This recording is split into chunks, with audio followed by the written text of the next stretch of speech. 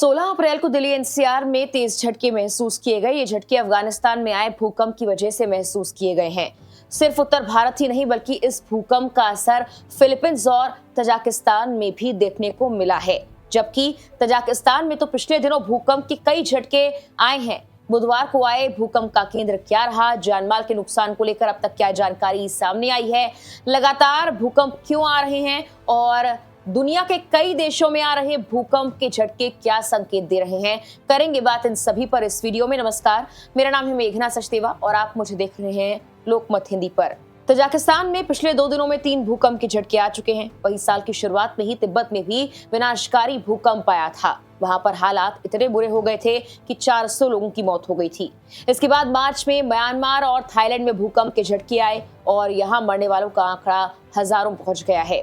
इसके बाद अब अफगानिस्तान में तेज भूकंप आया है। यूरोपीय भूमध्य सागरीय भूकंप विज्ञान केंद्र यानी EMSC के मुताबिक भूकंप की तीव्रता 5.6 रही, जो कि पहले 6.4 मापी गई थी। गहराई 121 किलोमीटर रही और ये बगलान में आया है, शहर से 164 किलोमीटर पूर्व, जो करीब 1,08,000 की आबादी वाला क्षेत्र बताया जाता है। 5.6 तीव्रता का भूकंप गंभीर नुकसान पहुंचाने के लिए पर्याप्त माना जाता है। भारतीय समय के अनुसार भूकंप सुबह 4:43 पर आया है। बता दें कि अफगानिस्तान मौसमी बाढ़, भूस्खलन और इसी के साथ भूकंप सहित प्राकृतिक आपदाओं के प्रति अत्यधिक संवेदनशील बना हुआ है। UNOCHA ने कहा कि अफगानिस्तान में लगातार आने वाले भूकंप से कमजोर समुदायों को नुकसान पहुंचता है। रेड क्रॉस के अनुसार अफगानिस्तान में शक्तिशाली भूकंपों का इतिहास रहा है और हिंदू कुश पर्वत श्रृंखला भूगर्भीय रूप से सक्रिय क्षेत्र है जहां हर साल भूकंप आते हैं।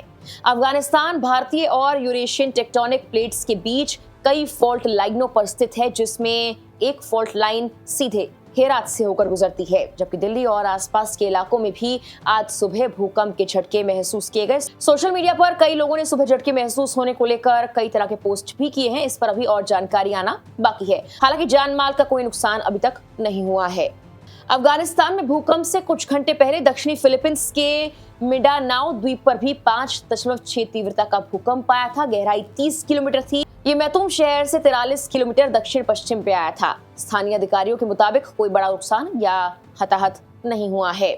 लगातार टेक्टोनिक प्लेट्स में हलचल की वजह से दुनिया के कई देशों में भूकंप आ रहे हैं और पिछले दिनों कई विनाशकारी भूकंप भी आए हैं। हालांकि कई कम तीव्रता वाले ही थे। ज्वालामुखी, परमाणु बम और खदानों में होने वाले धमाके से भी भूकंप आ सकते हैं। हाल के सालों में भूकंप की स्थिति को लेकर पूरी दुनिया से जो आंकड़े सामने आ रहे हैं वो चिंताजनक तस्वीर पेश करते हैं। इन आंकड़ों के मुताबिक तो पिछले कुछ सालों में आए बड़े भूकंपों की औसत संख्या 2 दशकों की औसत से भी ज्यादा थी। इसके अलावा महासागरों में कुछ असामान्य भी हो रहा है। गहरे समुद्र में रहने वाले अजीबोगरीब जीव सतह पर आ रहे हैं और समुद्री जीवन अप्रत्याशित तरीके से व्यवहार कर रहा है। तथाकथित प्रलयकारी मछली के दुर्लभ दृश्य से लेकर व्हेल के अकारण फंसे होने तक इन घटनाओं ने एक्सपर्ट्स को चिंतित कर दिया है। ये सोचने पर मजबूर कर दिया है कि क्या ये बदलते पर्यावरण के संकेत हैं या किसी बड़ी चीज की चेतावनी। रिपोर्ट्स के अनुसार ये विश्वास 2011 के फुकुशिमा भूकंप के बाद खास रूप से व्यापक हो गया कि जब आपदा से पहले के महीनों में जापान के पास कई ओरफिश पाई गई थी। इसके बावजूद समुद्री वैज्ञानिक इस बात की ओर ध्यान दिलाते हैं कि इकोनॉमिक टाइम्स की एक रिपोर्ट के अनुसार ओरफिश की उपस्थिति को भूकंपीय गतिविधि से जोड़ने वाला कोई ठोस वैज्ञानिक प्रमाण अब तक नहीं मिला है।